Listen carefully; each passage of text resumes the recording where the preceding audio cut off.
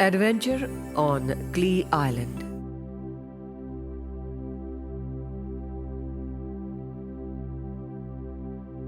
Writer Tanuka Bhaumik Endo. Publisher National Book Trust, India.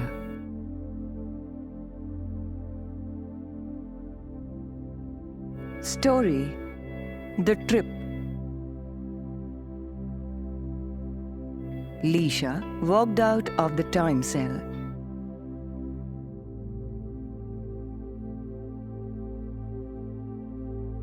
Busy with her thoughts, she hardly glanced at her glittering surroundings. At 15, Lisha was tall for her age. Her black hair was caught in a ponytail, and the silver spacesuit she wore fitted her slim figure perfectly. She entered a complex of condominiums, which was built like a giant beehive, housing thousands of small apartments. As she walked up to the doorway of her home and placed her palm on the doorframe, the doors slid open to let her in. Their circular living room immediately lit up with a soft orange glow, and Lisha's favorite music started playing. Taking off her spacesuit, Lisha moved around the room, comfortable in her short cotton tunic. She pressed a button on the wall, and the wall turned into a huge screen as the digital wallpaper was activated. The images of the other rooms in the house came up on the screen, and Lisha saw that the house was empty. Turning off the digital screen on the wall, she went to the message desk. At once, her mother's virtual image appeared in front of her. Lisha, hope you enjoyed your first ever trip into the past. I can't be present to hear about it right now. I have to go and attend an emergency meeting at the teaching center. Please set the program in the cooker, and the cyber chef will cook whatever you want. You can also take the Vita strip from the refrigerator. Please tell Neil to take proper food instead of just gobbling down a Vita strip.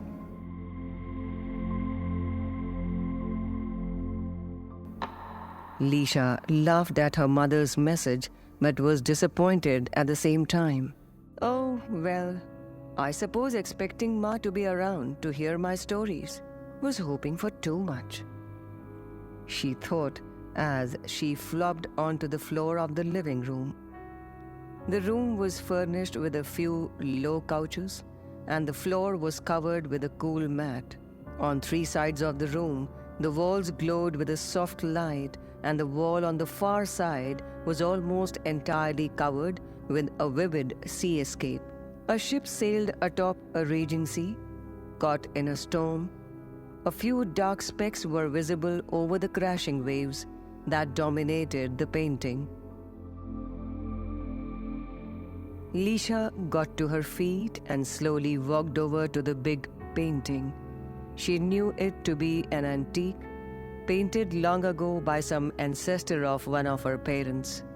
Till now, she had never really taken note of it. But today, she looked at the tiny specks dotting the sky and muttered to herself, "So, that's what they are. Birds." Back then, there must have been millions of them flying all over the earth. Picking up a remote, Lisha pressed a tiny button, and part of the wall opposite her slid sideways to give her a view of the outside world from behind a glass partition. A faint red glow that spread across the horizon showed that evening was approaching. But that sign from the setting sun could hardly be noticed because of the blazing lights all around. Metallic skyscrapers, bathed in bright lights, crowded the landscape. Small, sleek aircrafts and some spaceships dotted the sky. It was the year 2070, and the earth was almost enveloped with roads, bridges, flyovers, spaceship, and aircraft hangars, and of course, buildings of monstrous size. The steadily growing army of population had spread into nooks and corners of the Earth. Most of the planets in the galaxy had been found to be practically uninhabitable, so that the Earth had become overcrowded. Greenery was reduced to carefully preserved pockets in national parks and forest reserves. Only a small section of the Earth's population had been relocated in the newly found planets Meteor, Grenada, and RD-1.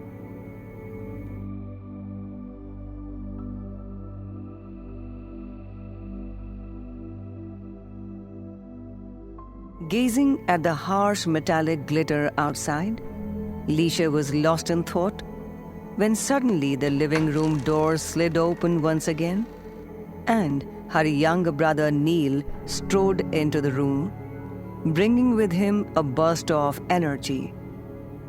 Tall for his age, like his sister, Neil had a round face that still had some puppy fat, and right now it was lit up with a huge grin. Guess what? We won our match with Grenada today. Our good old Earth is still right there at the top. Leisha smiled at her brother's excitement.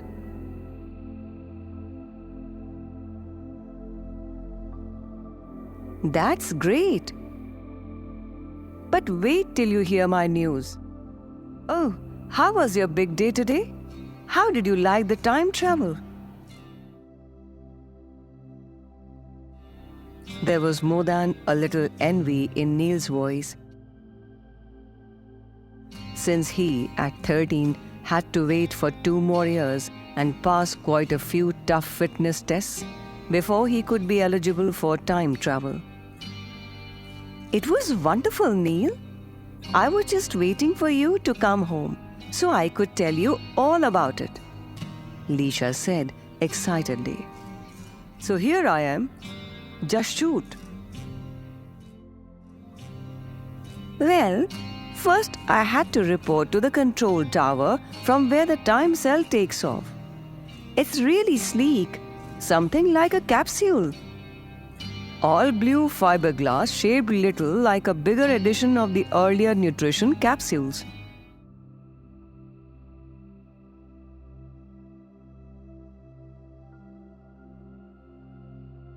Oh, by the way, Ma wants you to take your lunch and not just Vita strips, Leisha instructed. Yeah, sure I will.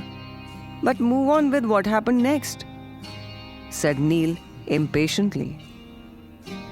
I got into the cell and was strapped onto the seat, and the sensors were placed over my head. Then, here Leisha paused a bit, thinking back. How could she describe this strange sensation when the travel started? I felt a sudden rush of air, and the feeling that I was getting sucked into something. Then, the world outside the cell went utterly black. And after that, I don't know how long the Earth reappeared outside all of a sudden, only it was so different. Which time period did you choose? Neil was curious. It was the year 1985. I didn't have any choice though. The trip is monitored closely from the central control tower, and I had to follow the time path they had mapped out for me. And did you know that we can't travel back more than 100 years? Leisha answered. Really? I thought you could go as far back in time as you wanted to. No, replied Leisha. It becomes too costly and the government is not willing to spend that much for educational trips. It's only permitted occasionally for research purpose. Okay, carry on. How did you find the earth so long ago? Oh, it was so much greener, Neil. That's what struck me most. You know those trees we have seen in the national parks? Growing in controlled artificial conditions? The earth back then was full of such trees, growing naturally. It seems it wasn't so hot then, and there were plenty of natural plants. Here, our science book mentioned that. But Neil, what I liked most about that time were the birds. Birds? Neil sounded puzzled as looked inquiringly at Lisha.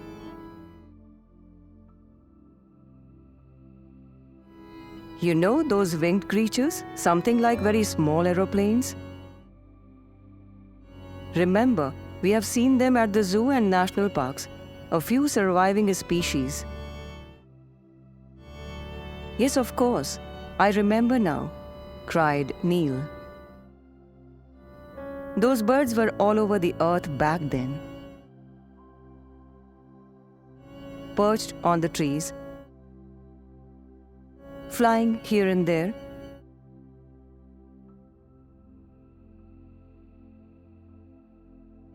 I think I read somewhere that after 2030, birds could not survive in the cities as there were no food scraps lying around that they could feed on. Even before then, it was actually difficult to find songbirds. Then slowly, with cities spreading all across the earth and most of the trees getting cut,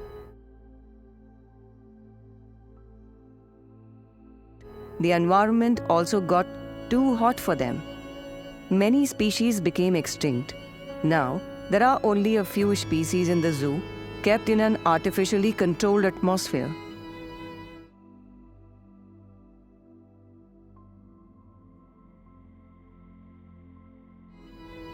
Oh yeah, the rise in use of Vita strips also led to less plants being needed to grow food stuff.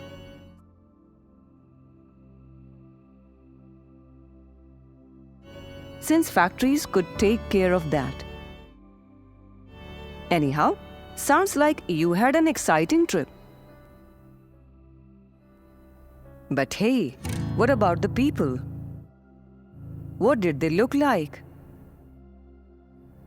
Not very different. I should say, only dressed quite different, you know. I didn't see anyone in space suits. Neither did they need to wear heat suits. They wore mainly trousers and shirts. Some women wore some long stretch of cloth wrapped around them, stuff like that. And I think they seemed to be much smaller built than us. But I do wish I could have brought back that greener earth with me.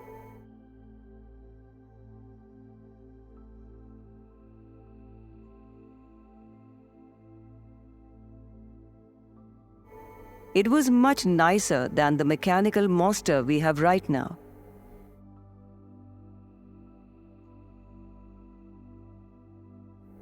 Suddenly, an idea struck Neil and he got off the couch. Hey, Lisha. How about getting a few birds from your time trip and having our own private zoo here? Lisha broke into a laugh. Come on, Neil. Don't you know that just as the people in the past can't see the time cell or us, nothing from the past can travel to our time. If we try and get out of the cell, we would get destroyed instantly. But Neil wasn't about to give up. I know what to do. Let's call Aran over.